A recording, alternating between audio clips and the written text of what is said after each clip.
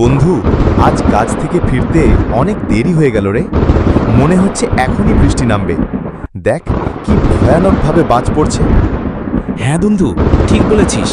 ওই দিকটা দেখ, দূরে একটা ধাবা দেখা যাচ্ছে। রাত তো অনেক হয়েছে, 9টা বাজে। মনে হচ্ছে ধাবাটা বন্ধ হয়ে গেছে। চল আমরা ওখানে গিয়ে একটু দাঁড়াই। বৃষ্টি কমলে তারপর বাড়ির পথে রওনা হব। চল বন্ধু, বৃষ্টি তো শুরু হয়েই গেল।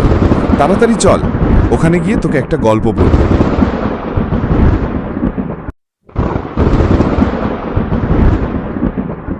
দোস্ত, তোকে একটা গল্প বলি। আসলেই ঘটেছিল গাজীপুরে আমার মামা বাড়ির কাছে। শুনলে গায়ে কাঁটা দেবে। আবার ভূতের গল্প না তো, আগের বারের মতো ভয় দেখাবি নাকি? এইবারটা সিরিয়াস। আমার ছোট মামা নিজে দেখেছে। রাত ছিল পূর্ণিমা, চারদিকে পিচকালো অন্ধকার। মামা হেঁটে ফিরছিলেন পাশের বাজার থেকে।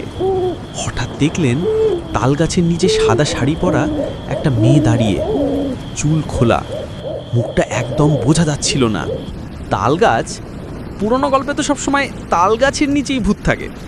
এরপর মামা প্রথমে ভাবল কেউ বোধহয় সাহায্য চাইছে।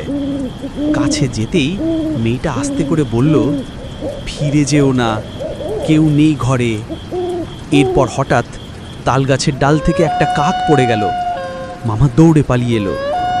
পরদিন জানা গেল পাশের বাড়িতে আগুন লেগে একজন মারা গিয়েছিল। যেই মেয়েটাকে মামা দেখেছিল সে সেই বাড়িরই মেয়ে। 2 বছর আগে মারা গেছে। তাহলে বল, গল্পটা কেমন ছিল? এটা কিন্তু একেবারে সত্যি ঘটনা। আমার মামা নিজে চোখে দেখেছেন। হ্যাঁ রে, গল্পটা একদিকে যেমন ভালো ছিল তেমনই ভয়ানকও ছিল। আচ্ছা চল, বৃষ্টি একটু কমেছে মনে হচ্ছে, বেরিয়ে পড়ি। রাত তো অনেক হয়েছে, 10টা বাজে।